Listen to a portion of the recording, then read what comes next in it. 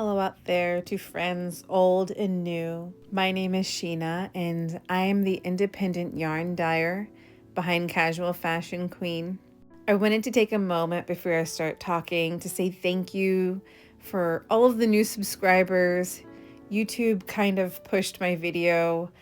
It's at about 1,000 views, which is kind of a big deal to me. And so I'm a little bit nervous, but very, very grateful because I got to connect with some people who obviously were able to connect with what I'm doing. I am a very much self taught crafter. I have been crocheting for over 15 years, knitting for over a decade, as well as dyeing yarn for over a decade. And during that time, I created countless projects that, to be honest, I have probably completely forgotten, starting with making hand crocheted jellyfish that I would sell in my Etsy shop. And today I can say that I have been dyeing yarn for over 10 years with my little business, Casual Fashion Queen. I built my yarn dyeing business from the ground up, starting with non-superwash wools and slowly saving up money so that I could buy a bag of undyed yarn here and there from Knit Picks until I was able to develop my little business. I used to travel around and do larger shows and participated a bit more online. But when COVID hit, I felt a huge personal shift. I felt a lot of isolation. I felt withdrawn, and I no longer really felt like participating in online groups at all.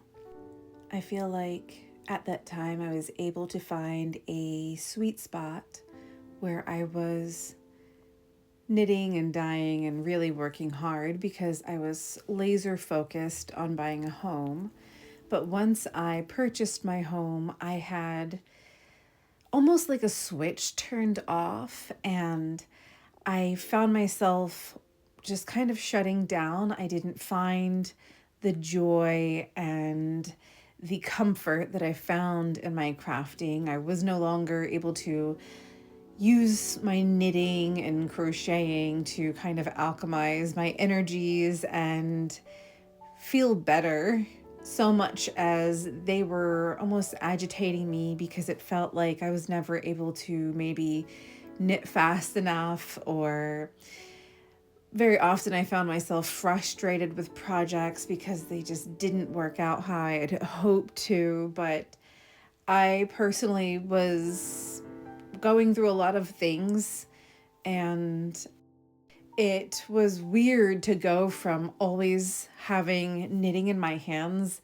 every day of the week to not knitting for over a month straight. It was absolutely strange and bizarre and all of the other synonyms for me, because knitting in particular and crocheting too had become such a comfort. I found myself like just in love with creating and crafting all day long, and all of a sudden it was lights out.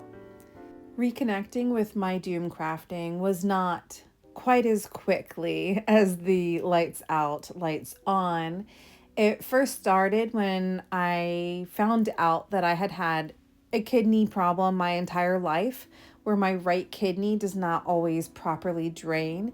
Once I figured out what was going on with my body, I felt like suddenly something clicked in my head where I kept giving myself that permission to be more gentle, to be more patient, to be more accepting of help, to understand that I have limits and I shouldn't be angry at myself if I make some long list and I'm not able to complete it.